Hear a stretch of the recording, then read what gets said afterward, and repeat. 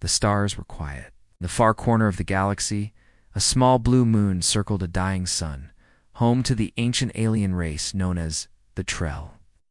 Peaceful and wise, the Trell had avoided war for centuries, but now their cities burned. Smoke rose into space as explosions shook the ground. The invaders, the Gorak horde, were merciless beasts, 10 feet tall, armored like tanks, and hungry for blood. The Trell defenses were shattered in the first hour. Their skyships were torn apart, their capital was reduced to rubble. With no hope left, the Trell sent a desperate cry into the void of galactic SOS, a last prayer to anyone, anything that might hear.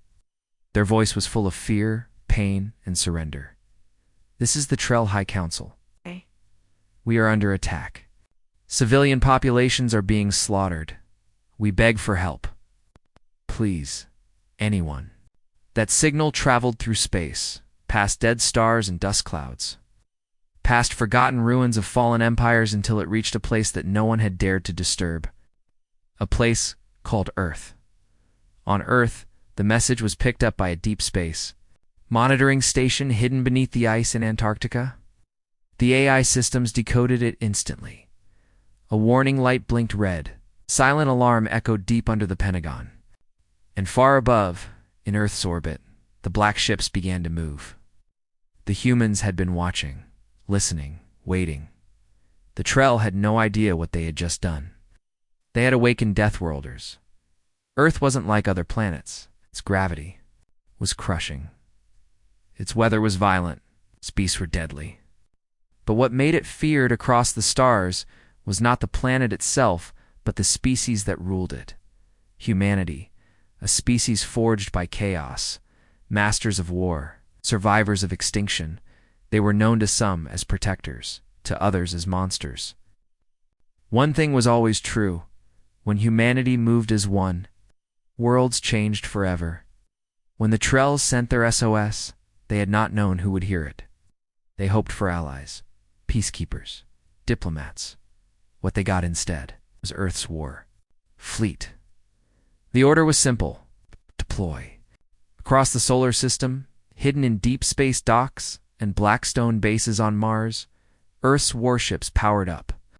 They were unlike anything the Trell or Gorak had ever seen. Dark, silent, jagged, like blades, with engines that burned like dying stars.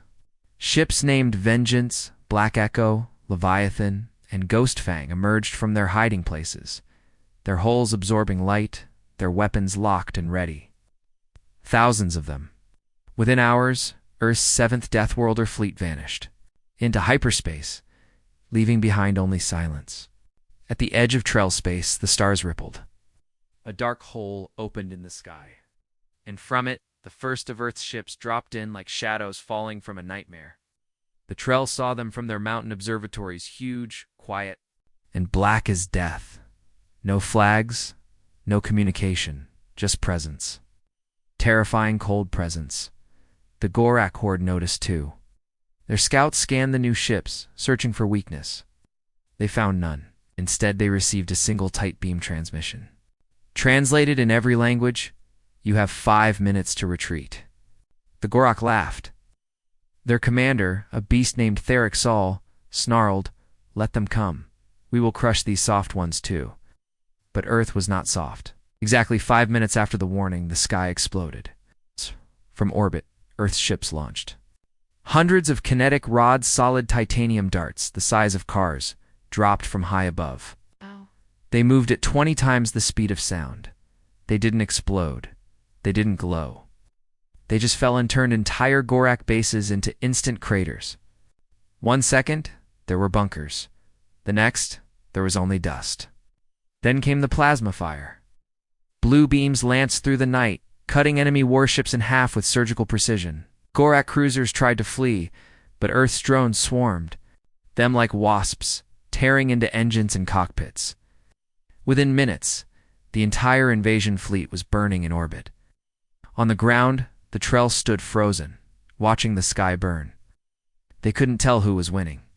All they saw were flashes of light, thunder in the clouds, and the ground shaking like the world itself was angry. They didn't know what these humans wanted. They had called for help, but what had they brought instead? Then, as suddenly as it had begun, the shooting stopped. A massive Earth warship hovered above the Trell capital, casting a shadow over half the city. From it, a voice echoed in perfect translation. "We have answered your call. Do not mistake our fire. For kindness, we are Deathworlders."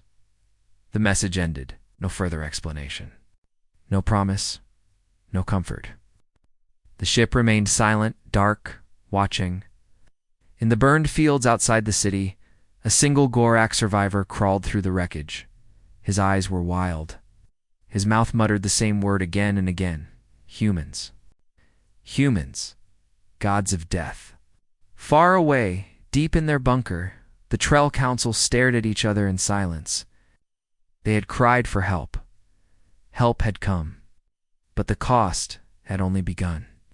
The smoke still rose from the broken cities of the Trell homeworld when the full scale of Earth's response became clear. What had arrived before those first few terrifying ships had only been a vanguard, a warning.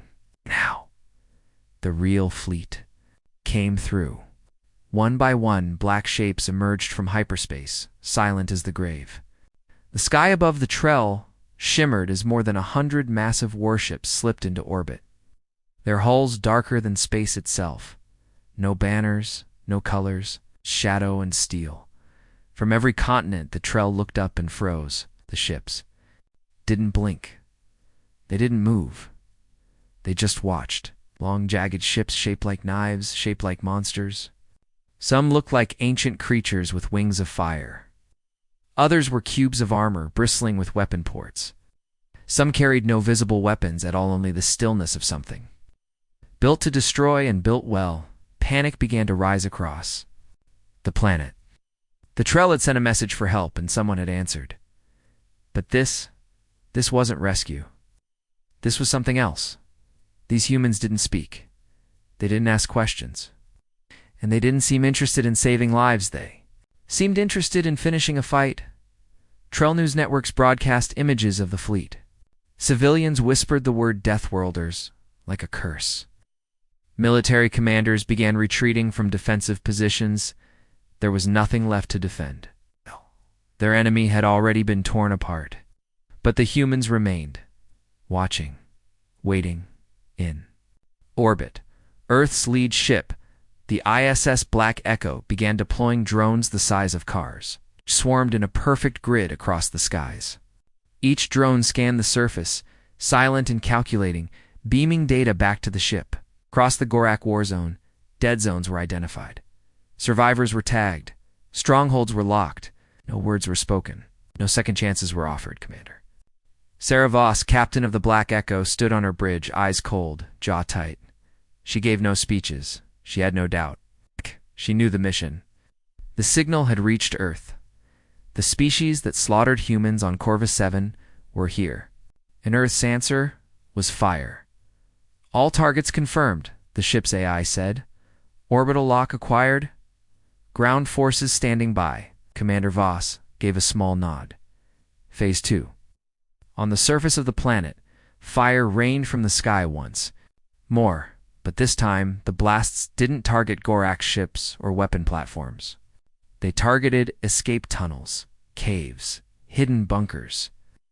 Earth wasn't just attacking the enemy, they were erasing them. The precision of the strikes made it clear. This wasn't chaos. This was judgment. Then came the drop pods. Thousands of metallic. Spears fell from orbit, each carrying elite Deathworlder Marines. They landed with thunderous cracks, carving into mountainsides, cities, and forests. The hatches exploded outward. Inhuman soldiers stepped into the alien dust. They wore black armor with no markings, no flags, just cold, heavy plating, and eyes that glowed red behind their visors. They moved without fear, without emotion. Weapons. Ready? Orders simple. Cleanse. Control. Confirm. The Trell watched in horror as Earth's soldiers swept through the ruins of Gorak-held zones. No mercy was given. Every hostile signal was silenced. Every Gorak found was executed instantly. No negotiations, no warnings. It was not a war. It was a purge in the old capital. A small group of Trell scientists tried to send a transmission to the human fleet. They simply wanted to say thank you. Their voices shook as they sent the message, but there was no reply, only silence. Then, one of the scientists looked out of the observatory window and saw something that made her freeze. A single human soldier stood atop the ruined statue of the Trell sun god, staring down at the city. He wasn't shooting, he wasn't moving, just watching. She whispered, "He's not here to help us." Her colleague, a historian, nodded. Slowly we asked for help. What we got are the ones even the stars fear. Across the planet, the pattern was the same. The enemy had been defeated, yet the Deathworlders stayed. They built forward bases, fortified old ruins, and kept sending ships into deep orbit searching for something. Rumors began to spread like wildfire. Some Trell claimed the humans were not here to protect, but to take revenge. Some said Earth had been hunting the Gorak long before the SOS. Others said the Deathworlders never came to save. They came to finish what had already begun, in a broken prison camp, deep in the mountains. A dying Gorak officer was found muttering in terror. A Trell medic leaned close to hear his last words. Humans followed us. Through time, through space. They never stop. They never forget. Then he died. Above the planet, the human fleet slowly shifted formation. More ships dropped. From hyperspace silent and vast, the Trell could only watch in fear and awe as Earth's war machines circled their sky like wolves around a wounded animal. No one knew what would come next. But one thing was clear. Earth had answered the call, and it would never leave the same. For hours, the sky stayed quiet. Earth's fleet held its position above the Trell world, unmoving and watchful like a storm waiting to break. Dot! On the ground, the Trell people held their breath. They had survived the Gorak invasion only to face something even more terrifying, humanity's full war machine. There were no messages, no speeches, no declarations. Just black ships and blood-red lights staring down from orbit. Then came the strike. Without warning, Earth's fleet lit up the night sky. From the lead ship Black Echo, hundreds of high-velocity rods were launched in perfect silence. These weren't missiles. They didn't explode. They simply fell long. Solid titanium spikes dropped from space. Moving faster than sound, they slammed into the last Gorak strongholds across the Trell countryside. There were no survivors. Mountain bases became dust. Underground bunkers collapsed inward like paper. Massive Gorak war beasts were reduced to shattered bone and blackened earth. The ground itself trembled as the planet felt the wrath of Earth's precision strike. In less than 2 minutes, 75 Gorak encampments were erased from the face of the planet. Not damaged, erased. The Trell watched from their broken cities. There was no cheering, no joy, only fear. The humans didn't speak. They didn't explain. They didn't ask permission. They acted. Moments later, the second wave began. From the bellies of Earth's warships, sleek silver dropcraft screamed down through the clouds. Deathworlder Marines, humans bred and trained in the harshest corners of Earth, hit the ground with terrifying speed. They wore armor that looked alive, shifting black plates with pulsing red veins of energy. Their rifles hummed with silent power, and their movements were flawless. No hesitation. No wasted steps. These weren't soldiers. They were hunters, and the Gorak were prey in the burned forests of Zorik Vale. A pack of retreating Gorak tried to regroup. They never saw what hit them. Earth's Marines dropped from the treetops like ghosts, striking with quiet fury. No screams, no warnings. Just sharp bursts of fire, then silence. In the end, not a single Gorak body was left whole. Elsewhere, in the ruins of the old Trell archives, a hidden Gorak command unit attempted to transmit coordinates to their remaining fleet. The signal didn't go far. A black drone sliced through the window like a blade and detonated a microburst inside the command center. The walls remained intact. Everything else gone.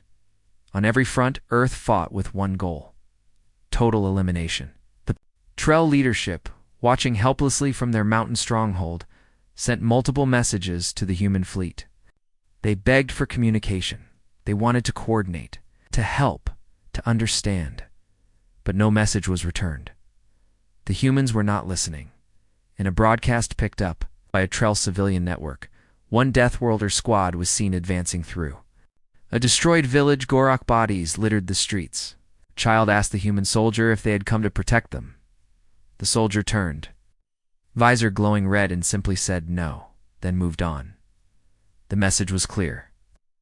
Earth had not come to protect, they had come to punish. What horrified the Trell the most was how clean it all was. Human weapons didn't leave massive craters or toxic fallout. They struck with precise surgical devastation. Every Gorok supply line, gone. Every hidden artillery nest, smashed in a single perfect shot. Earth didn't wage war like the rest of the galaxy. They ended it, and they didn't care what was left behind. In orbit, the Black Echo monitored the battlefield like a conductor guiding a symphony of destruction. Commander Sarah Voss observed the data silently. She wasn't angry. She wasn't excited. Her voice remained calm. Phase 3 ready, the AI reported. Not yet, she replied. We wait. Let the survivors run. Let them call for help. Why? The AI asked. Voss's eyes narrowed. Because we want them to know what fear is before the end. Back on the surface, a Gorak scout stumbled through the jungle, half his armor melted, breathing hard.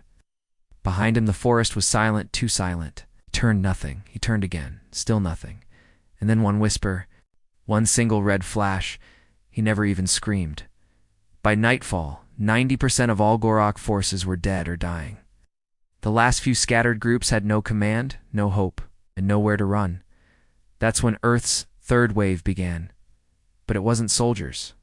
This time, it was machines tall, skeletal walkers made of obsidian metal. Drones with dozens of red eyes, silent floating platforms scanning the ruins for movement. Anything left alive and hostile gone in seconds.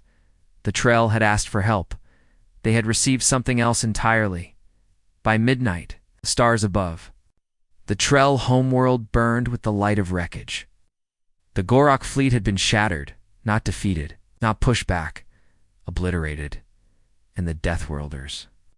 They stood silent, watching the smoking ground, weapons at their sides, ready for what came next. But no one knew what that would be, because no one controlled Earth's fury, not even Earth itself. The sun rose over a world in ruins. The once beautiful cities of the Trell were silent, filled with ash and shattered glass. Smoke hung in the air like a shroud. The Gorok horde had been nearly wiped out, but Earth's Deathworlders had not stopped. They didn't celebrate victory. They didn't send messages of peace. They only advance, cold, calculated, unstoppable. The ground war had begun. Across the planet, Deathworlder Marines swept through former Gorak territory like shadows made of steel. Their boots crushed broken stone as they moved in perfect squads. Each soldier wore full armor, sleek black plating that shifted with every movement. Their visors glowed red, and their weapons were deadly silent. They made no sound except for the low hum of power running through their suits. No orders were shouted, no words were wasted. They didn't fight like soldiers. They hunted like predators in the mountains of Sarnak Ridge. A pocket of Gorak fighters tried to regroup. They had lost communications, support, and air cover. Their leaders were dead. Still, they refused to surrender. They took cover in ancient caves, hoping to survive just one more day. They didn't last an hour. Earth's drones scanned the terrain, found the heat signatures, and relayed them to the orbital fleet. Within minutes, high-speed drop pods fell like meteors, carrying 10 elite Deathworlder troops. The soldiers moved without hesitation, clearing the caves with plasma blades and silent rounds. Not a single Gorok walked out. The Trell watched. From afar, their people hid in what buildings still stood. Their scientists recorded everything from shattered towers, unsure if they were witnessing liberation or something far darker. No one cheered. No one waved flags because no one could understand. Why the humans stayed? The Gorak were gone, so why were the Deathworlders still advancing? In the burned-out ruins of Tyro's district, Trell Medic found a wounded Earth's Marine lying against a wall, armor cracked from a blast. The medic approached carefully, hands raised. "We want to help," she said. The soldier turned his head slightly, visor still glowing red. "You don't help," he said slowly. "You stay out of our way." Then he stood, ignored his wounds, and walked back into the smoke. Later that day, Earth deployed something new. Large mechanical walkers descended from orbit spider-like machines with long clawed legs and mounted cannons. They moved through the wastelands, scanning ruins, pulling apart wreckage, and cleaning the battlefield. Behind them, black construction units landed. They began building walls, watchtowers, barracks. They weren't leaving. They were digging in. The Trell High Council chambers half destroyed. Roof open to the Sky Leaders gathered around the last working holoscreen. "They've killed the Gorak," one of them said. "Why are they still here?" Another counselor whispered. "Because we brought them here, because we made contact." Across the planet, more Earth forces arrived. Shuttles delivered fresh troops. Supply pods dropped from orbit with eerie precision. Air drones patrolled the skies. For the first time in their long history, the Trell were no longer alone on their world. They were occupied. A message was finally sent from the Black. Echo to the Trell leadership, short, cold, final. "The threat has not been fully neutralized. You will remain under Deathworlder protection until further notice." Protection. But it didn't feel like safety. In a quiet valley far from the cities, a group of Trell farmers returned to their land. Everything was gone. Homes burned. Crops turned to ash. But they found something new. A black flag planted in the center of the field. Single human helmet resting at its base. A warning or a promise. One of the elders said, "This is not rescue. This is war by another name." Even the children began to feel it. Earth soldiers patrolled the streets, but they never spoke. They handed out no food, offered no comfort. Their presence was like cold wind, strong, unfeeling, always watching. And then, in the northern desert, a human strike team uncovered something unexpected. A hidden Gorak temple, older than anyone imagined. Inside were records, maps, archives, weapons, and names. One name in particular was circled in red. Corvus 7. The Deathworlders paused, then transmitted the discovery back to Earth. The response was immediate. "Continue. Search deeper. Eliminate all traces." That night, a quiet message spread among the Trell resistance. Earth had not come because of the SOS. They had come for revenge. The Gorak had done something long ago, something Earth had not forgotten. The Trell were caught in the middle, used as bait without knowing it. The ground war was not about justice. It was about memory. And the memory of Earth ran deep by the end of the fourth day. The Trell homeworld looked like a fortress. Human ships hovered in every major sky lane. Drones circled every ruin. And still, no one smiled. Not the humans, not the Trell, because everyone now understood. Earth did not come to save them. Earth came to finish a war. It never stopped fighting. The guns had gone quiet. The sky was no longer filled with fire, and the sounds of death had faded into the smoky breeze. The Gorak were going to wiped out in a matter of days, their ships reduced to debris, their bodies buried beneath shattered ground. But the silence that followed was not peaceful. It was heavy, cold, waiting. The Trell people had survived, but they did not feel saved. Across their cities, Deathworlder patrols moved in silence. Black armored soldiers with unreadable visors stood watch over intersections, building tops, and civic centers. They didn't speak to civilians. They didn't smile. They did not leave. The humans had stopped firing, but they hadn't stopped watching.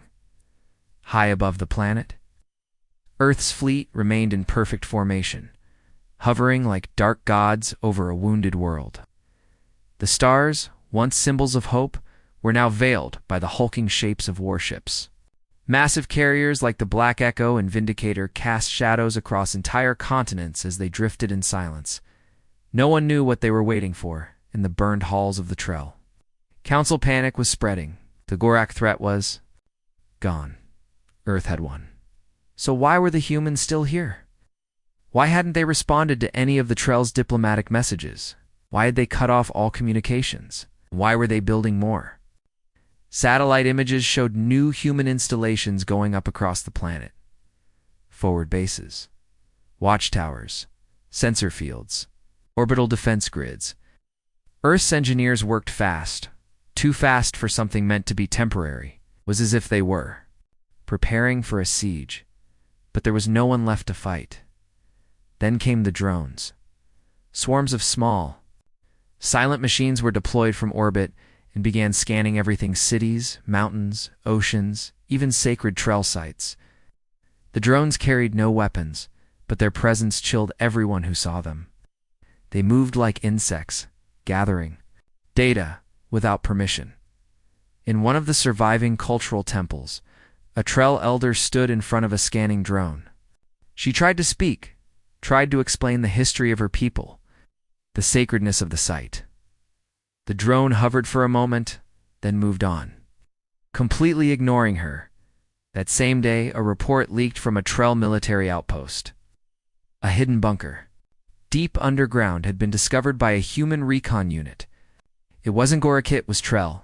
Old research, locked away during the early days of their space exploration. Files on genetic weapon testing, abandoned experiments. A mistake long buried. The humans took everything. They didn't ask. They didn't explain, and they didn't return it. The Trell began to whisper among themselves. Had they brought this upon themselves? Had the SOS revealed something Earth was already watching? At night, strange lights could be seen above the northern sky. Silent atmospheric drops. No one knew what was being deployed. Only that the Trell were no longer in control of their own world. A young Trell boy named Siron snuck out of his home and followed a human patrol into the ruins. What he saw made him freeze in place. The soldiers were not just patrolling, they were interrogating a captured Gorak, but not with torture. With machines. Siron watched as a metal spike was driven into the Gorak's skull. The alien screamed, then fell silent. Ow. The humans said nothing. One of them looked upright at Siron and raised a hand. The boy ran. The next day, the district was marked off limits. And still, no answers came in the deep bunkers of the Trell resistance. Former generals and scholars began to piece together what no one wanted to admit. Earth hadn't come to help. They had come to finish something. Old data logs were recovered. Interstellar archives. War records. Something called Corva 7, a human colony destroyed by the Gorak 10 years ago. Children slaughtered. Families burned. Alive. A war crime, buried and denied by the Galactic Council. Earth had sent warnings. No one listened. Now Earth was done warning. The Trellsos had not called Earth to action. It had simply told Earth where to go, and they had arrived like a judgment. The silence wasn't peace. It was the calm before a new storm. Because even though the enemy was dead, Earth's soldiers remained alert, ready, and ruthless. The humans weren't just here to kill Gorak. They were here to send a message. And the entire galaxy was starting to listen. On the edge of the Trell capital, a hologram flickered to life above the tallest tower. A human voice echoed across every frequency, cold and mechanical. The Deathworlders have responded. Your threat is neutralized. Your world will remain under observation until further notice. Any interference will be treated as hostile. Then, the signal cut. The stars above shimmered as another wave of Earth. Ships arrived. The silence deepened, and the Trell began to understand. They had cried for help. But they had summoned something else entirely. Deep beneath the shattered cities. In bunkers where ancient walls still held firm, the Trell Council gathered in fear. The war was over. The Gorak were ashes. But Earth's Deathworlders remained like a dark storm refusing to pass. Their ships hung above the sky, their soldiers marched in silence, their machines dug into the soil as if searching for secrets. The Trell didn't know they had. Every request for dialogue had been ignored. Every attempt to communicate had been met with silence or cold commands. And then, discovery changed everything. A research team from the old Trell archives, searching for safe data cores beneath the capital, uncovered a storage vault sealed for over a decade. Inside were fragments of intercepted transmissions, old, corrupted files that hadn't been decoded before. One of the files was tagged Corvus 7 Incident. The data played slowly at first, blurred and patchy. But as it sharpened, the Trell Council stared in silence. The screen showed a human colony, children laughing in a sunlit courtyard, engineers working on towers, farmers in strange suits harvesting red crops. Peace. Life. Then came the shadows. The sky darkened as Gorak ships descended. Lasers tore through rooftops. Screams echoed, recording cut between flashes of fire and panic. The last image froze on a child wide eyes, hands raised, face lit by fire, then dash static. A date blinked across the screen. 10 Earth. Years ago, the Trell historians looked at each other. This wasn't known. The Council never reported this. The Galactic Senate ruled it was unconfirmed. Another added it was buried, but Earth had not forgotten. That same moment, in orbit above the Trell homeworld, the Black Echo received a signal from its deep AI core. Corvus 7 records located. Target confirmed. Final protocol unlocked. On the bridge, Commander Sarah Voss stood in silence, arms crossed, eyes locked on the screen. She had waited 10 years for this. Earth had waited 10 years for this. Revenge was never about fire. It was about memory. Down below, the Deathworlder ground units began shifting. New orders were transmitted, not to leave, not to pull back, but to search. Across the planet, old Gorak facilities once left untouched were suddenly targeted. Entire mountain ranges were scanned with deep penetrating beams. Human strike teams moved into old alien ruins with extreme precision, retrieving artifacts, files, genetic samples, and one word kept showing up in their internal transmissions, just as the Trell were starting to understand. Their SOS hadn't summoned a rescue fleet. It had triggered a hunt. Earth hadn't responded to the message. Out of kindness, they had been watching, waiting, preparing. And when the signal came, they saw it for what it was. Coordinates. Confirmation. Permission A.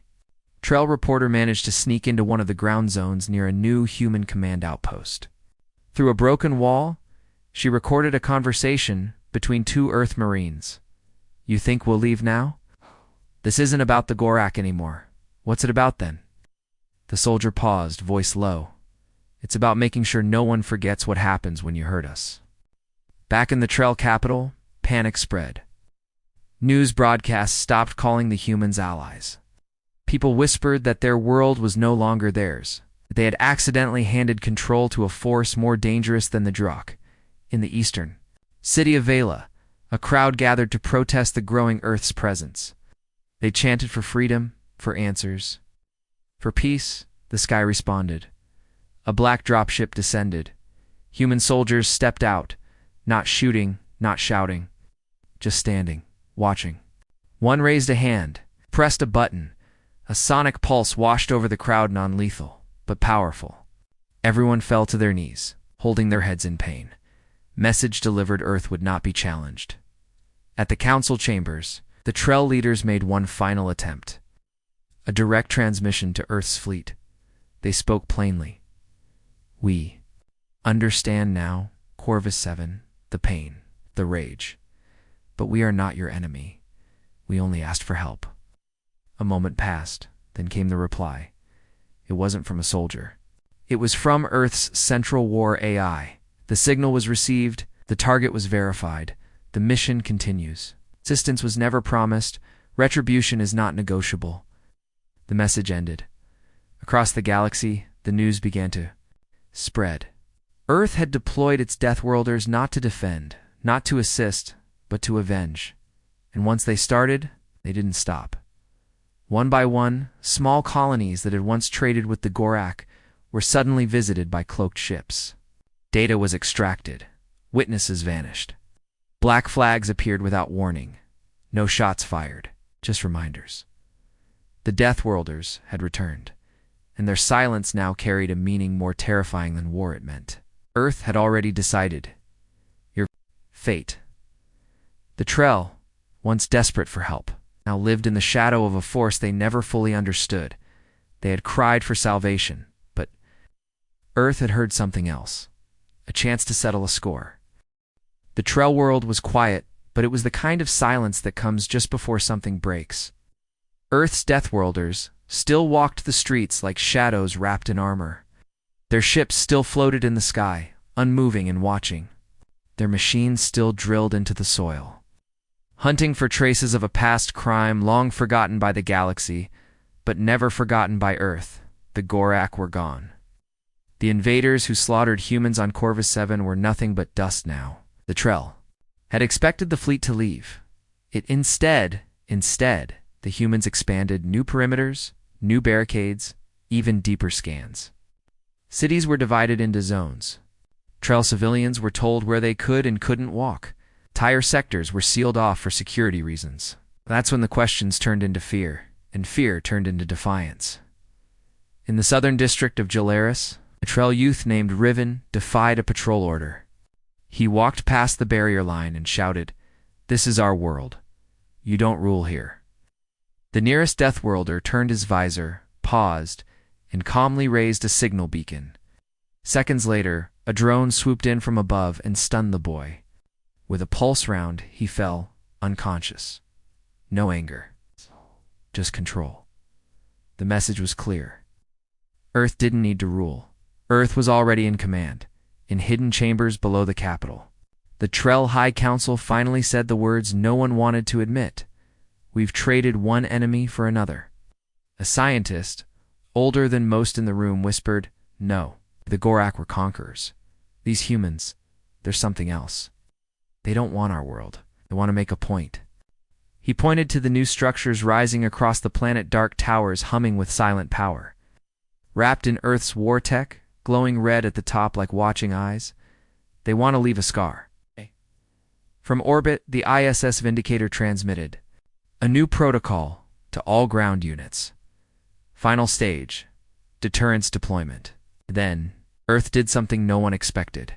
They gathered the Trell leadership in their own destroyed capital, not with violence, not with threats, with a screen, a single screen showing a live broadcast across the galaxy. The face of Commander Sarah Voss appeared cold, still unreadable. Behind her, a symbol, Earth's military sigil, black, with a blood-red planet. She spoke only once. The Corvus 7 atrocity was answered. Earth remembers. Earth acts. To those who watch from their safe colonies, know this: if your hands touched our dead, we will find you. If your voice cheered for our enemies, we will silence you. If you think time will make us forget, look to this world. This is what happens when Earth responds. The feed ended, and across the stars, every power that had ignored Earth's warnings began to tremble. Back on the ground, the Deathworlders gathered for one final operation. Not an attack. A demonstration in the old Gorak fortress near the equator. A massive crater now sat a remnant of Earth's orbital strike. The Deathworlders erected a monolith there. Smooth, black, ancient-looking. No inscriptions. Just a pulsing red light at the top. The Trell were invited to watch, and they did. Terrified, when the light turned white, a signal was sent. Across the planet, Earth's towers powered down. Soldiers boarded their dropships. The skies began to clear as orbiting warships shifted course. They weren't retreating. They were withdrawing, but not in surrender. In warning, a single message was left behind. Burned into a steel plate at the base of the monolith. This is mercy. Do not mistake it again. As Earth's last vessel disappeared into the void, the Trell felt something deeper than relief. They felt marked, branded by Earth's rage. Not because they were the enemy, but because they had been close to it, used as a door. A doorway through which Deathworlders walked into vengeance, and when they left, they didn't close the door. Far beyond the Trell system, silent beacons were being activated. Worlds who once dealt with the Gorak now blinked on Earth's long-forgotten map. Systems, who laughed at human grief, now found probes in their orbit. A reckoning had begun. An Earth once silent was speaking in fire. For the first time in weeks, sky above the Trell world was clear. No more warships casting shadows across the land, no more black-armored soldiers patrolling the streets, no more red-eyed drones scanning every breath of movement. The Deathworlders were gone, but their presence still lingered. Like smoke that wouldn't lift, their final message burned into steel. Left standing in the ruins of a Gorak fortress was all anyone talked about now. This is mercy. Do not mistake it again. The monolith still pulsed with soft red light. It made no sound. It released no signal. But everyone who looked at it felt watched. Trell leaders tried to speak words of hope. They called for rebuilding, for peace. But their voices cracked under the weight of what had happened. The Trell people didn't feel rescued. They felt warned. Even the youngest could sense it. Children no longer played in the open fields. They stood quietly, staring up at the stars, as if waiting for something to return. Parents didn't talk of aliens or enemies anymore. They talked of Earth, and how close death had come, in the great hall of memory. Scholars gathered to rewrite the story, not to glorify, not to erase, but to understand. They debated what Earth truly was. Not conquerors. They never claimed territory. Not saviors. They gave no comfort. Not invaders. They left by choice. No. Earth had become something else. Something the galaxy had not seen before. A force of consequence far beyond the Trell system. Whispers were spreading. Across neutral trade zones and once powerful empires, quiet rumors traveled like sparks. Earth is moving again. The Deathworlders have returned. They didn't come for war. They came for justice. And they weren't done. On the edge of the galactic rim, a silent drone appeared above a mining colony that had once traded weapons to the Gorak. The colony governor dismissed it until the power grid went dark. The sky lit up with the white fire of descending Earth ships. Earth was not rebuilding, it was remembering. And to Trell? They were left behind not as allies, not as enemies, but as a warning in the quiet ruins of their cities. The statues were no longer raised to their own leaders, but to a single phrase carved into stone. Be careful who hears your cry. High above the world, the stars looked peaceful again, but they would never look the same. Because now, everyone knew humanity had listened, and humanity had learned. If you struck them, they would not simply strike back. They would become the storm. The final transmission sent from Earth's fleet as they vanished into deep space was brief. No poetry, no pride, just for words. Encrypted across every known channel in the galaxy. Corvus 7 has been answered. And with that, the Deathworlders disappeared into the void. Quiet, unshaken, unmerciful. But everyone knew they would return when they were needed or when they were crossed.